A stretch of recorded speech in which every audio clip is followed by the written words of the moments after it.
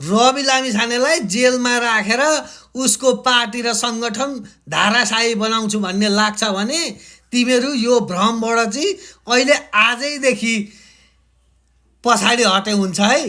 काङ्ग्रेस एमाले माओवादी अब रविलाई जति जेलमा राख्छौ त्योभन्दा बढी उहाँको सङ्गठन र देशमा उहाँप्रतिको जनलहर बढ्दै जानेछ। रविलाई मन पराउने मान्छेहरू धेरै भइसके, किनकि रवि निर्दोष भइकन राज्य व्यवस्था सबै मिलेर उसलाई यसरी गाँजेका छन् भन्ने कुरो नेपाली जनताले थाहा पाइसके।